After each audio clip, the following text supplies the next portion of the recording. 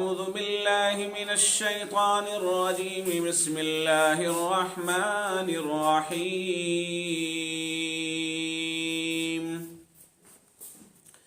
يا أيها الذين آمنوا لا تدخلوا بيوت النبي إلا أن يؤذن لكم إلى طعام غير ناظرين إناه ولكن إذا دعيتم فادخلوا فإذا طعمتم فانتشروا ولا مستأنسين لحديث إن ذلكم كان يؤذي النبي فيستحيي منكم والله لا يستحيي من الحق صدق الله العظيم۔ قرآن پاک کے مطابق انسانوں سے یہ بات کہی جا رہی کہ اے ایمان والو، نبی کے گھروں میں داخل مت ہو مگر جب وہ اس کی اجازت دے دیں، یعنی حضور صلی اللہ علیہ وسلم کی طرف سے اگر دعوت کا اہتمام ہے اور آپ کو بلایا جا رہا ہے تو آپ اس میں داخل ہوئیے، جائیے۔ جب کھانا تیار ہو جائے اور کھانے کا وقت ہو جائے اس وقت حاضر ہوئیے، ایسا نہ ہو کہ آپ وہاں جا کر بیٹھے رہیں، انتظار کرتے رہیں اور کھانے کو دیکھتے رہیں۔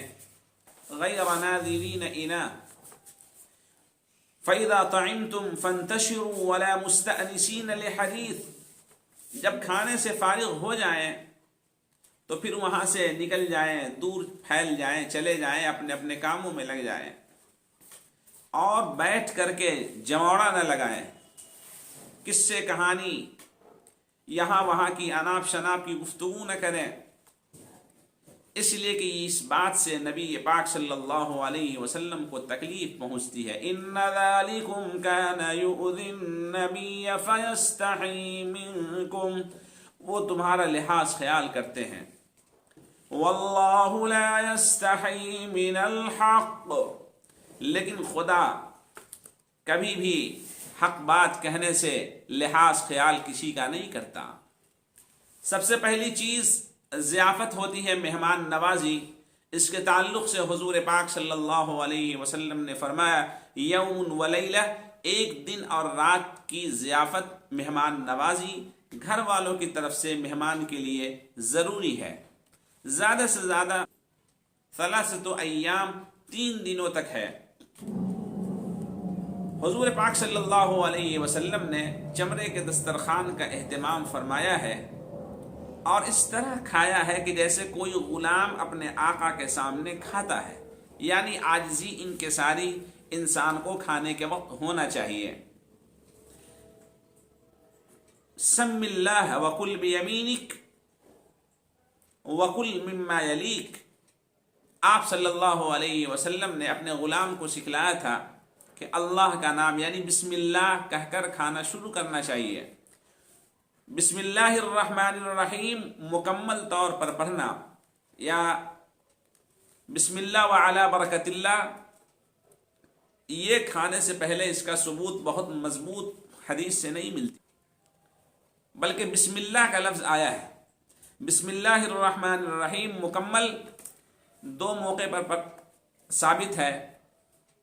ایک تو یہ کہ قرآن پاک شروع کرنے سے پہلے بسم اللہ الرحمن الرحیم مکمل پڑھنا چاہیے، اور حضور پاک صلی اللہ علیہ وسلم نے جو خطوط، جو لیٹرز لکھوائے ہیں ان میں بسم اللہ الرحمن الرحیم پورے لکھوائے ہیں۔ کھانے سے پہلے صرف بسم اللہ اتنا کہنا چاہیے۔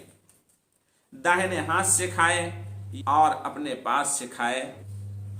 زیادہ اونچی میز لگانا، تپائی لگانا جس سے تکبر کا اظہار ہو، ایسی میز پہ کھانا نہیں کھانا چاہیے۔ آپ نے فرمایا اگر کوئی لقمہ گر جائے تو اس کو اٹھا لے، کوئی لقمہ گر جائے، کوئی دانہ گر جائے اس کو اٹھا لے، صاف کر لے اور اس کو کھا لے۔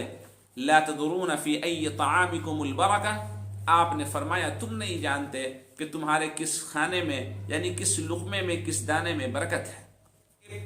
تھالی، پیالی یا کھانا جس چیز میں رکھا ہوا ہو اس کے بیچ سے یا اس کے اوپر کے حصے سے یا ادھر ادھر سے نہیں کھانا چاہیے، بلکہ اپنے سامنے سے کھانا چاہیے، اپنے قریب سے کھانا چاہیے۔ 3 انگل سے کھانا یہ حدیث سے ثابت ہے۔ حضور پاک صلی اللہ علیہ وسلم یأکل بأصابعہ الثلاث، اپنی 3 انگل سے کھانا کھاتے تھے، الوسطی ثم تلیہا السبابہ ثم تلیہا الابہام۔ آقا صلی اللہ علیہ وسلم اپنے ان 3 انگل سے کھانا کھاتے تھے، اور ثم یلعقھا، پھر آپ اس کو چاٹتے بھی تھے۔ ایک صحابی نے شکایت کی، میں کھانا کھاتا ہوں پیٹ نہیں بھرتا، سیرابی نہیں ہوتی، تو آپ نے فرمایا اجتماعیت کے ساتھ کھانا کھایا کرو۔ حضور پاک صلی اللہ علیہ وسلم نے ایسے کھانے کے تعلق سے جس میں اللہ کا نام نہ لیا جائے، شیطان کے داخل ہونے اترنے کا ایک اشارہ فرمایا ہے۔ آپ نے فرمایا کل بیمینک وشرب بیمینک ان الشیطان یأکل بشمالہ ویشرب بشمالہ، اس لیے کہ شیطان بائیں ہاتھ سے کھاتا ہے، بائیں ہاتھ سے پیتا ہے۔ اس سے پتہ چلا کہ ہمیں اور آپ کو کھانے میں داہنے ہاتھ کا استعمال، پینے میں بھی داہنے ہاتھ کا استعمال کرنا چاہیے۔ دوسری چیز یہ ہے، انگلیوں کو چاٹنے کے متعلق حدیث میں امام بخاری رحمۃ اللہ علیہ وغیرہ نے بھی اور دوسرے محدثین نے لکھا ہے، بات چاٹنا چاہیے۔ چاٹنے کا طریقہ یہ ہے، ایسے لگانا چاہیے، پہلے اندر کا حصہ، پھر یہ باہر کا حصہ، پھر یہ، یا ہونٹ سے یا زبان سے، پھر ایسے۔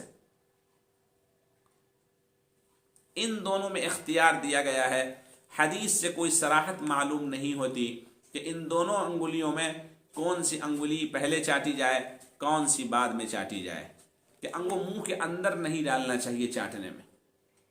اسی طرح آدمی کو داہنے ہاتھ کا استعمال ہی کھانے میں زیادہ سے زیادہ کرنا چاہیے۔ بہت سارے لوگ دونوں ہاتھ سے کھاتے ہیں، کھاتے اس ہاتھ سے ہیں، پانی اس ہاتھ سے پیتے ہیں، یہ غلط ہے۔ جہاں ہماری پیالیاں، کٹوری اور پلیٹیں دھلتی ہیں، گندی ہوتی ہیں، اس کو دھولا جاتا ہے، اسی طرح گلاس اس کو صاف کر لیا جائے گا، کوئی مشکل کام نہیں۔ لہذا داہنے ہاتھ کا استعمال ہی کرنا چاہیے۔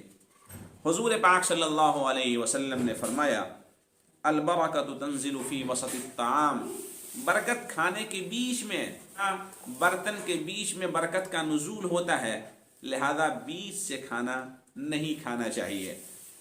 کھانا جو گر جائے اس کو اٹھا کر صاف کر کے کھا لینا چاہیے۔ 2 چیزوں کا احتمال ہے، سب سے پہلی چیز تکبر ختم ہو جاتا ہے، اور دوسری چیز ہو سکتا ہے شیطان جو برکت والے لقمے کو، دانے کو گراتا ہے، اسی کو گرا دیا ہو۔